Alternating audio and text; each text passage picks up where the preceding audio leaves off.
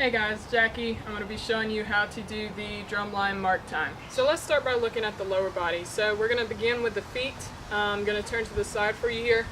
A lot of the times people think that the mark time would come from the knees because that's what you see primarily. But if you keep your whole foot on the ground and bend your knee, what happens to your hips?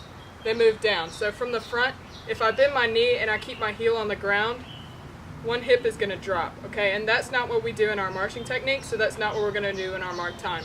So the reason why we pick up the heel and the entire foot is so that we can get that nice crisp articulation all the way down and that our hips can stay relatively in the same plane this way.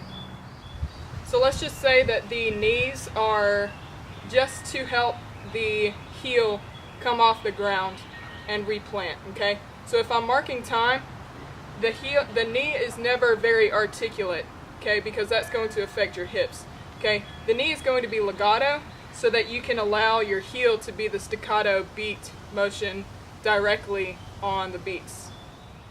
Once again, just to emphasize, your heel is going to be the most important part of your mark time. Everything else is just going to fall into place beyond that.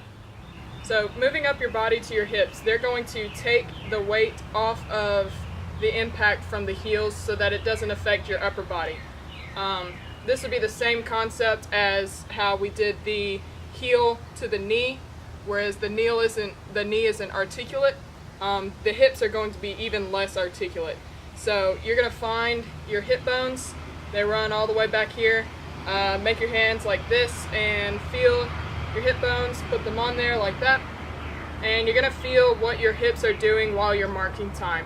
This is going to be a little bit of doing this, not a lot though, certainly a lot less than what your knees are doing, okay? So just feel that for a second. Feel how it's not very articulate, it's a legato motion. The articulation is once again going to happen in your heels. Okay, so we've moved all the way back up to the upper body. I'm going to go to playing position just to see how this looks. Everything above your rib cage shouldn't really be moving at all. You can test it by putting your hand on your finger where you're going to be playing, where your mouthpiece is going to be, to see if there's any rigid articulations. There shouldn't be if you're allowing your knees to take some of the articulation and your hips to take the rest of the articulation. Past that, your rib cage should be pretty much still. The side-to-side motion that you're seeing is going to happen mainly in the lower body, okay? And you have your good posture all the way back, and you can once again test it, and there should be really no motion in the upper body and the drumline mark time. So hope you enjoyed this. If you have any questions, please ask.